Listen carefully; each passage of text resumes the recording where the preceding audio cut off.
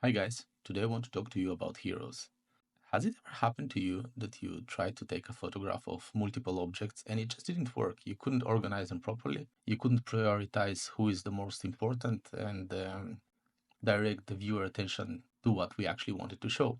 So today we're going to work exactly on that. We're going to try to navigate the attention of the viewer to exactly the necessary spot and point towards the person that we intended to make the most important. Our job as a photographer is to maintain user attention. We want the eye of the people who are looking at our photographs to go to the exact place we're intended to. With a single object, it's quite easily. We are pointing our camera to that object, we're taking the photograph, and there is no dilemma there. He is the hero, he is the main object when you're looking at him. But at the moment you introduce a second element, our task of explaining what is happening inside of the frame gets more difficult. If we introduce a third object and a fourth object and a fifth object, it becomes more and more and more difficult. So how do we do that?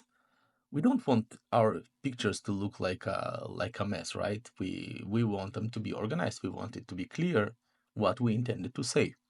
So, what is a hero? In every painting, poem, or I don't know, even a song, you will always have a main hero that is leading the narrative, and you will have some supporting elements that are helping that hero to succeed in his journey, in his hero journey. When it comes to photography, that hero doesn't necessarily need to be a person. It can be an object, it can be a tree, it can be an animal, a dog, a bird, or whatever.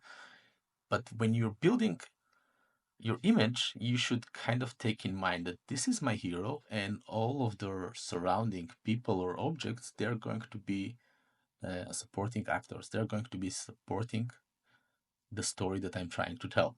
So how do we identify a hero?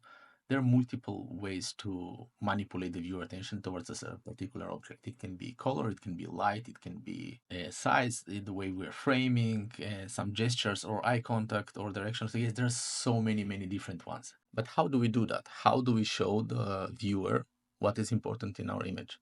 One of the ways is to simply put the object that we want to promote to hero in the center of the frame. At the moment that the object is centered, it's kind of intuitively felt that, okay, this person is in the center, he's probably the most important one. Let's try and look at a few photographs and let's see how we achieved our mission here, how we managed to successfully point to who the hero is. So in this first photograph, we can see a woman that is sitting in a metro, and there are some other people around her. But because she's sitting in the middle and she's properly framed on a relatively clean background, our attention straight away goes to her. So she becomes our hero. So number one would be the object that is centrally framed. On the second photograph, we have a man that is standing in the middle of other people and dancing and performing some sort of a dance. Because of his position and because he's the only one standing, it automatically makes him the hero of our scene and all the rest are supporting characters. One of the best ways to show who the hero is just to use light. We're using light as a torch. We will compose our image and set the exposure in a certain way that we can simply point with our light to the object that we want to be the most dominant one. So if we underexpose quite a lot, we can really work with these lit areas in the image and wait for someone to be in that lit area, particular lit area, and then out of many people, of a group of people, if we manage to place one person in the lit area, that person will get more attention. His face will be readable, while the rest are unreadable. On that particular photograph, I underexposed significantly, and that allowed me to focus only on the bright areas on the frame. And I was waiting for that ray of light to touch her face. What I tried to achieve here, I was waiting for a certain moment when the face of the girl holding the umbrella was lit by the light. So she would move to different places, and I would be hunting and waiting for that one moment that her face was lit. The next photograph is photographed at the beach, and there are quite a lot of people in that photograph, but most of them are silhouettes and not visible, and only two of them are touched by light. It's the girl with the back, and it's the guy that is kind of half facing to the camera. That central area is drawing the most attention, but the guy on the right is drawing the most attention because his face is visible. Another way and very effective way to draw attention is to use color. How many times you hear, wow, this is such a beautiful place. I wish there was a woman with the red dress here. Why so many photographers want a woman with the red dress in the frame? And why do we like the woman with the red dress so much? Actually, it doesn't matter if it's a red dress or a yellow dress. It's just that a strong color in the middle of a neutral scene is a strong attention trigger. So at the moment you have a very strong color entering the scene, it will immediately draw the attention and promote that person or whatever is with that color to a hero state. The dress can be blue, the dress can be pink, or it can be simply a person carrying something pink in his hands. You can not get wrong here. He's the hero, like all the attention goes to him. Another trick that I like to use is to place the more important person closer to the camera.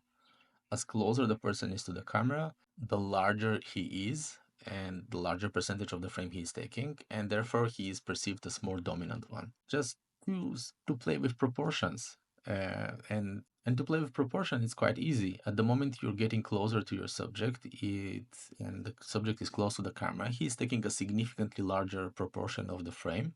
As closer the person is to the camera, the larger he is and the larger percentage of the frame he is taking, and therefore he is perceived as more dominant one. This is a very strong technique.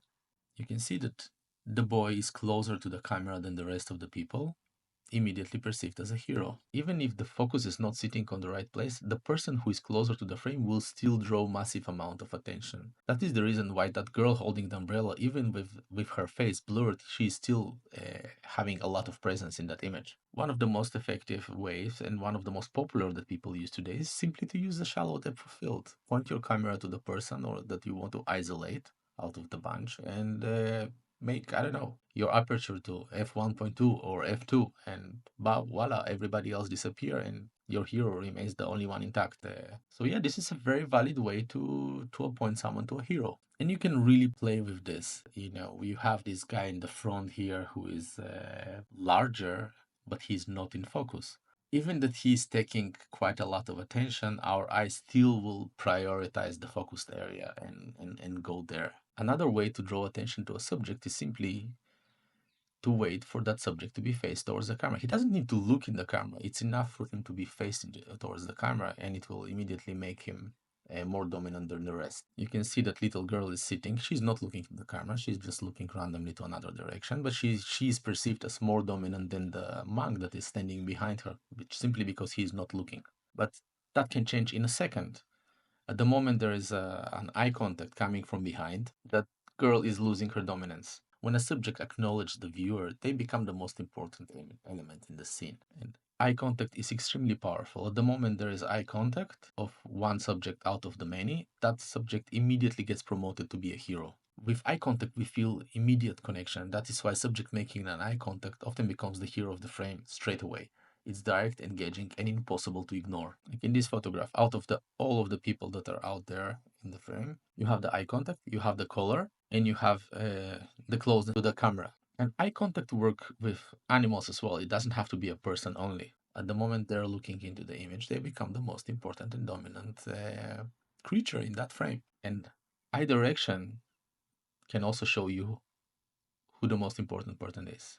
And the direction that animals or people are gazing to can also hint us who the hero might be. You can guess who is the most important hero, right? It is very often we photograph someone who is receiving some kind of service, a haircut, a nail polish, or I don't know, a pedicure. He's getting his chillum lit, and automatically he becomes the hero of the frame. So at the moment the person is receiving a service, he's the person automatically gets a higher hierarchy in our point of view, and therefore become the hero. And here we're already getting to something that is more towards psychology, and the next one would be gestures. Beyond the technical aspect, we can consider gestures. Gestures are very strong power telling tool. Our brains are wired in such a way that we notice movement and emotion. A raised hand or a tilted head or a subtle smile will immediately guide our viewer attention towards that person that is performing it, and will immediately elevate him to the hero status. Similarly, we cannot ignore that the couple that is sitting on the side is simply because of the gesture. Yeah, she's also wearing the red sweatshirt, that's true, but the gesture is the one that draws our attention there. And out of the all people dancing, why our eyes go to that guy in the middle? He is having this most expressive emotion in his face, and the hand is really, really helping to identify him as the hero. So don't underestimate gestures. If you don't have anything else to work with, gestures is your thing. And if we're tapping already into the psychology level, we should not ignore the human factor. At the moment there is a human amongst other species, he would naturally become the hero. We are wired to prioritize people, making them the dominant focus in most of our composition.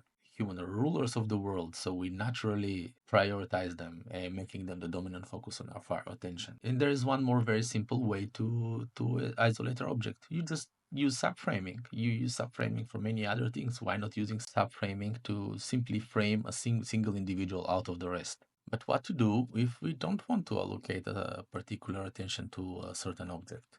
Well, we can always make everybody heroes, but for everybody to be heroes, they kind of need to be the same size, the same distance from the camera. No one should look particularly into the frame. Then that will work.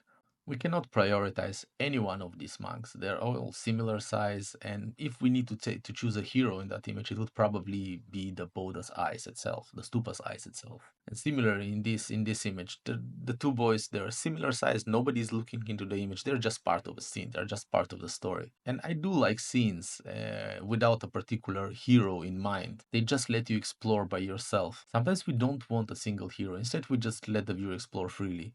Let's do a small exercise. I will show you several images. And the moment you see the image, pause the video and try to figure out who the hero is. You did it? Okay. 1, 2, 3. This image is quite clear. The woman that is praying next to the dog is automatically perceived as a hero. Why?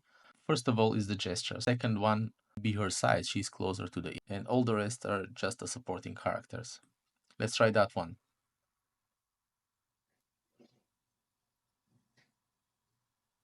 Well, here should be easy. The light is pointing towards a particular person in the middle, and the rest are kind of in the darkness. This one should be easy as well. The only one who is standing, the only one who has visible face, he would be a hero. How about here? This might be a little bit a tricky one. At least at the workshops that I do, people would start pointing towards different people. But actually, sometimes we just want to point the attention to a certain area. So the area of the four guys standing would be the more dominant one. How about these two guys? Well, they also have pretty similar presence in the frame. It's just that the left guy is a little bit more in focus, so he would be our hero in that case. It doesn't matter which technique you use, it's just that your hero must stand out in a certain way. I definitely didn't list everything here. You can have the light, you can use the color, you can use the distance, you can use the focal length, you can use the focus. There are so many different ways to do it. But the most important is that your hero needs to be different from the rest. And it can be different from the rest. You can use whatever technique you feel like. But the next time when you're framing a shot, ask yourself, who is my hero here? And if you find the hero concept useful for you, don't forget to subscribe and like. See you next time.